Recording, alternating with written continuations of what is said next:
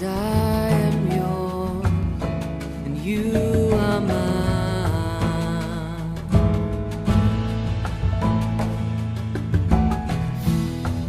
'Cause I am yours, you are mine. సంఖ్యాకాండము 14వ అధ్యాయము 1వ వచనం నుండి. అప్పుడు ఆ సర్వ సమాజము ఎలుగెత్తి కేకలు వేసెను. ప్రజలు ఆ రాత్రి ఎలుగెత్తి ఏడ్చిరి. మరియు ఇజ్రాయేలీలందరూ మోషే అహరోనులపైని సణుక్కునిరి.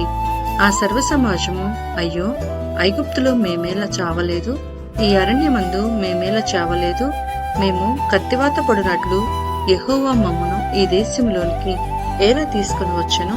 మా భార్యలు మా పిల్లలు కొల్లపోదురు, తిరిగి ఐగుప్తుకు వెళ్ళుట మాకు మేలు కాదా అని వారితో అనిరి. వారు, మనము నాయకుణ్ణి ఒకరిని నియమించుకొని ఐగుప్తులకు తిరిగి వెళ్ళుదుమని ఒకనితో ఒకడు చెప్పుకొనగా, మోషే అహరోనులు ఇజ్రాయేలీల సర్వ సమాజ సంఘము ఎదుట సాగిలపడిరి. అప్పుడు దేశమును సంచరించి చూచిన వారిలో నుండిన నూను కుమారుడగు యెహోషువయు, యెఫున్నె కుమారుడగు కాలేబును బట్టలు చింపుకొని ఇజ్రాయేలీల సర్వ సమాజముతో, మేము సంచరించి చూచిన దేశము మిక్కిలి మంచి దేశము. యెహోవా మన యందు ఆనందించిన ఎడల ఆ దేశంలో మనలను చేర్చి దానిని మనకిచ్చును.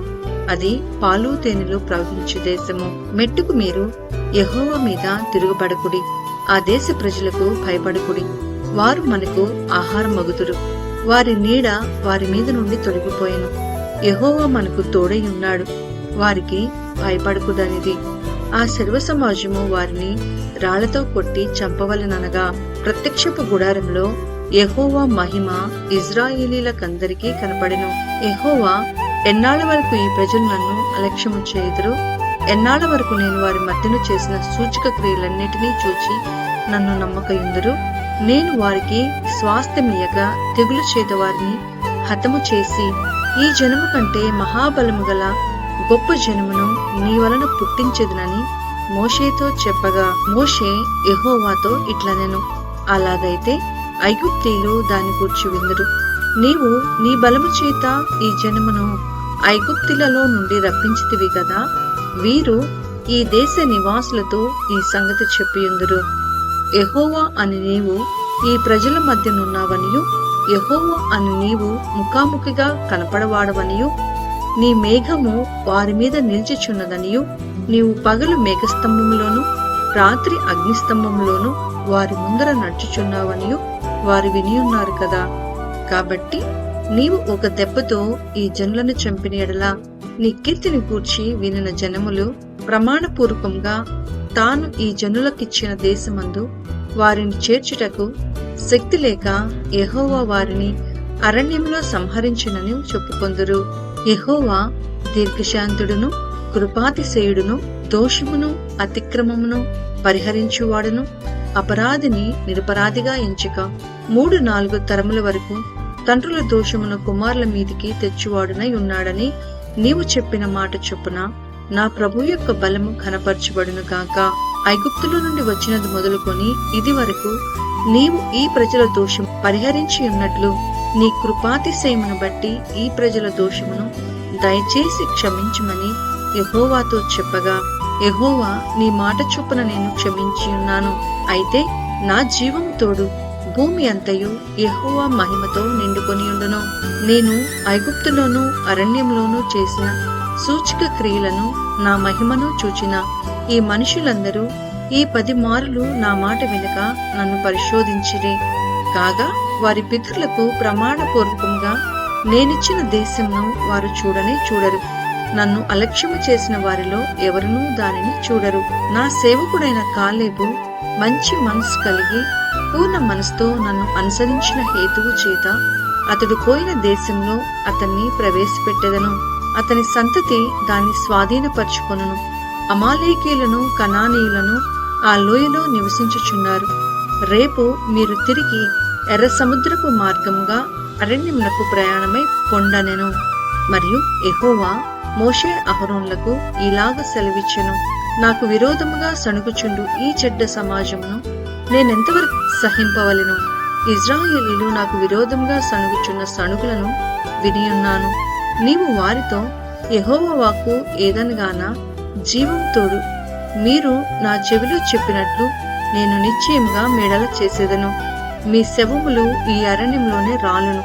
మీ లెక్క మొత్తము చొప్పున మీలో లెక్కింపబడిన వారందరూ, అనగా 20 ఏండ్లు మొదలుకొని పైప్రాయం కలిగి నాకు విరోధముగా సణిగిన వారందరూ రాలిపోవుదురు. యెఫున్నె కుమారుడైన కాలేబును నూను కుమారుడైన యెహోషువయు తప్ప మిమ్మును నివసింప చేయుదునని నేను ప్రమాణం చేసిన దేశమందు మీలో ఎవరునూ ప్రవేశింపరు. ఇది నిశ్చయము. కుదరని మీరు చెప్పిన మీ పిల్లలను నేను ఆ దేశంలోనికి రప్పించెదను. మీరు తృణీకరించిన దేశమును వారు స్వతంత్రించుకొనెదరు. అయితే మీ శవములు ఈ అరణ్యంలో రాలును.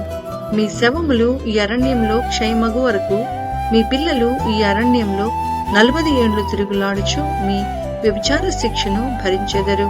మీరు ఆ దేశమును సంచరించి చూచిన 40 దినముల లెక్క ప్రకారము దినములకు 1 సంవత్సరము చొప్పున 40 సంవత్సరములు మీ దోష శిక్షను భరించి నేను మిమ్మును రోసివేసినట్టు తెలుసుకొందురు. ఇది యెహోవా అను నేను చెప్పిన మాట. నాకు విరోధంగా కూడిన చెడ్డదగు ఈ సర్వ సమాజమునకు నిశ్చయముగా దీన్ని చేసేదను. ఈ అరణ్యంలో వారు క్షీణించిపోవుదురు, ఇక్కడనే చనిపోవుదురు అనెను. ఆ దేశమును సంచరించి చూచుటకై మోషే చేత పంపబడి తిరిగి వచ్చి ఆ దేశమును గూర్చి చెడ్డ సమాచారము చెప్పుట వలన సర్వ సమాజము అతని మీద సణుగునట్లు చేసిన మనుష్యులు, అనగా ఆ దేశమును గూర్చి చెడ్డ సమాచారము చెప్పిన మనుషులు యెహోవా సన్నిధిని తెగులు చేత చనిపోయిరి. అయితే ఆ దేశమును సంచరించి చూచిన మనుషులలో నూను కుమారుడగు యెహోషువయు యెఫున్నె కుమారుడగు కాలేబును బ్రతికిరి. మోషే ఇజ్రాయిలందరితో ఆ మాటలు చెప్పగా ఆ జనులు చాలా దుఃఖించిరి. వారు ఉదయమున లేచి ఆ కొండ కొన మీదకెక్కి చిత్తమండి, మేము పాపము చేసిన వారము, యెహోవా చెప్పిన స్థలమునకు వెళ్ళుదము అనిరి. అప్పుడు మోషే, ఇది ఎలా? మీరు యెహోవా మాట మీరుచున్నారేమి? అది కొనసాగదు. యెహోవా మీ మధ్యను లేడు కనుక మీ శత్రువుల ఎదుట హతము చేయబడుదురు. మీరు సాగిపోకుడి. ఏలయనగా అమాలేకీలు కనానీయులు మీకంటే ముందుగా అక్కడికి చేరియున్నారు. మీరు ఖడ్గము చేత కూలుదురు. మీరు యెహోవాను అనుసరించుట మానితిరి కనుక ఇక యెహోవా మీకు తోడై ఉండడని చెప్పెను. అయితే వారు మూర్ఖించి ఆ కొండ కొనకెక్కిపోయిరి. అయినను యెహోవా నిబంధన మందస్సమైనను మోషే అయినను పాళెంలో నుండి బయలు వెళ్ళలేదు. అప్పుడు ఆ కొండ మీద నివాసముగానున్న అమాలేకీయులను కనానీయులను దిగువచ్చి వారిని కొట్టి హొర్మో వరకు వారిని తరిమి హతము చేసిరి. సంఖ్యాకాండము 15వ అధ్యాయము 1వ వచనం నుండి. మరియు యెహోవా మోషేకి ఇలాగ సెలవిచ్చెను, నీవు ఇజ్రాయేలీలతో ఇట్లనుము, నేను మీకిచ్చుచున్న దేశ నివాసులలో మీరు ప్రవేశించిన తరువాత యెహోవాకు ఇంపైన సువాసన కలుగునట్లుగా గోవులలోని దానినే కాని గొర్రె మేకలలోని దానినే కాని దహన బలిగానైనను బలిగానైనను తెచ్చి మృక్కుబడి చెల్లించుటకనియో స్వేచ్ఛార్పణగాననియో నియామక కాలమందు అర్పించినదియోనియో దేనినైనను మీరు అర్పింపకోరిన ఎడల యెహోవాకు ఆ అర్పణమును అర్పించినవాడు 30 నూనెతో కలుపబడిన 2 పండ్ల పిండిని నైవేద్యముగా తేవలెను. ఒక్కొక్క గొర్రెపిల్లతో కూడా దహన బలి మీదనేమి పోయిటకై 30 ద్రాక్షారసమును పానార్పణముగా సిద్ధపరచవలెను. పొట్టేలుతో కూడా పడి నూనెతో కలుపబడిన 4 పళ్ల పిండిని నైవేద్యముగా సిద్ధపరచవలెను. పడి ద్రాక్షారసమును పానార్పణముగా తేవలెను. అది యెహోవాకు ఇంపైన సువాసన. మృక్కుబడిని చెల్లించుటకైనను యెహోవాకు సమాధాన బలి నర్పించుటకైనను నీవు దహన బలిగానైనను కోడెదూడను సిద్ధపరిచిన ఎడల ఆ కోడితో కూడా 10 నూనె కలుపబడిన 6 పళ్ల గోధుమ పిండిని నైవేద్యముగా అర్పింపవలెను. మరియు యెహోవాకు ఇంపైన సువాసన గల హోమముగా 10 ద్రాక్షారసమును పానీయార్పణముగా తేవలెను. ఒక్కొక్క కోడితో కూడాను ఒక్కొక్క పొట్టేలుతో కూడాను గొర్రెలలోనిదైనను మేకలలోనిదైనను ఒక్కొక్క పిల్లతో కూడాను అలాగూ చేయవలెను. మీరు సిద్ధపరచు వాటి లెక్కను బట్టి వాటి లెక్కలో ప్రతిదానికిని అట్లు చేయవలెను. దేశంలో పుట్టిన వారందరూ యెహోవాకు ఇంపైన సువాసన గల హోమార్పణము తెచ్చినప్పుడు అలాగుననే చేయవలెను. మీ యొద్ద నివసించు పరదేశి కాని మీ తరతరములలో మీ మధ్యనున్న వాడెవడునూ కాని యెహోవాకు ఇంపైన సువాసన గల హోమం అర్పింపగోరినప్పుడు మీరు చేయనట్లే అతడును చేయవలెను.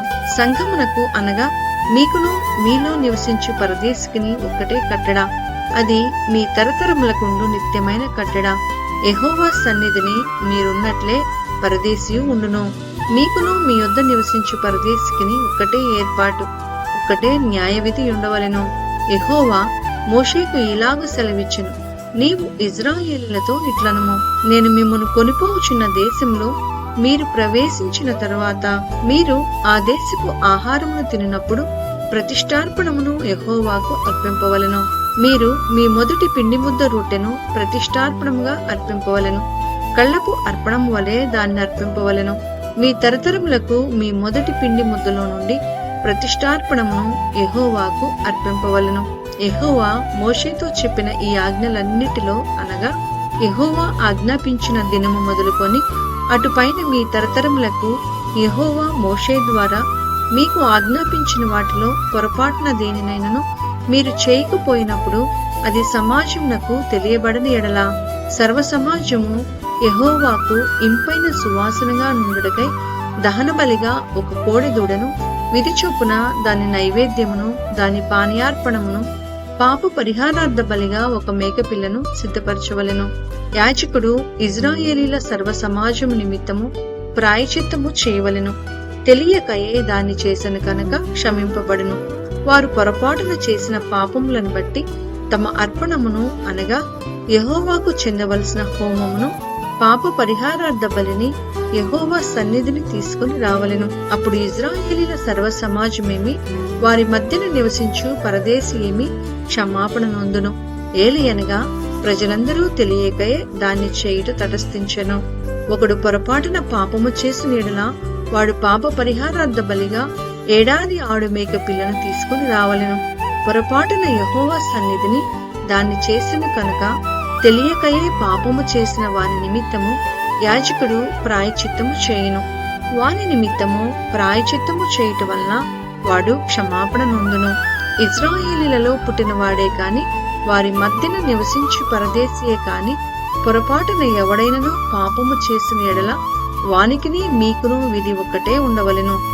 అయితే దేశమందు పుట్టిన వాడే కాని పరదేశియే కాని ఎవడైనను సాహసించి పాపము చేసిన ఎడల వాడు యెహోవాను తృణీకరించిన వాడగును కనుక అట్టివాడు నిశ్చయముగా జనులలో నుండకుండా కొట్టివేయబడను. వాడు యెహోవా మాటను అలక్ష్యము చేసి ఆయన ఆజ్ఞను మీరినందున నిశ్చయముగా కొట్టివేయబడను. వాని దోష శిక్షకు వాడే కారకుడు. ఇజ్రాయేలీలు అరణ్యములో ఉన్నప్పుడు ఒకడు విశ్రాంతి దినమున కట్టెలు ఏరుట చూచిరి. వాడు కట్టెలు ఏరుట చూచిన వారు మోషే యొద్దకును అహరోనొద్దకును సర్వ సమాజమునొద్దకును వానిని తీసుకుని వచ్చిరి. వానికి ఏమి చేయవలెనో అది విసిదపరచబడలేదు కనుక వానిని కావలిలో ఉంచిరి. తరువాత యెహోవా ఆ మనుషుడు మరణశిక్ష నొందవలెను. సర్వ సమాజము పాళెం వెలుపల రాళ్లతో వాణ్ణి కొట్టి చంపవలెనని మోషేతో చెప్పెను. కాబట్టి యెహోవా మోషేకు ఆజ్ఞాపించినట్లు సర్వ సమాజము పాళెము వెలుపలికి వాణ్ణి తీసుకుని పోయి రాళ్లతో వాణ్ణి చావగొట్టెను. మరియు యెహోవా మోషేకు ఇలాగ సెలవిచ్చెను, నీవు ఇజ్రాయేలీలతో ఇట్లనము, వారు తమ తరతరములకు తమ బట్టల అంచులకు కుచ్చులు చేసుకొని అంచుల కుచ్చుల మీద నీలి సూత్రము తగిలింపవలెను. మీరు నా ఆజ్ఞలన్నిటి జ్ఞాపకము చేసుకొని మీ దేవునికి ప్రతిష్ఠితులై ఉండునట్లు మునుపటి వల్లే కోరిన వాటిని బట్టియు చూచిన వాటిని బట్టియు వ్యభిచారింపక దాన్ని చూచి యెహోవా ఆజ్ఞలన్నిటినీ జ్ఞాపకము చేసుకొని వాటిని అనుసరించుటకే అది మీకు కుచ్చుగా నుండును. నేను మీకు దేవుడునై ఉండునట్లుగా ఐగుప్తు దేశంలో నుండి మిమ్మును రప్పించిన మీ దేవుడునైన యెహోవాను నేనే.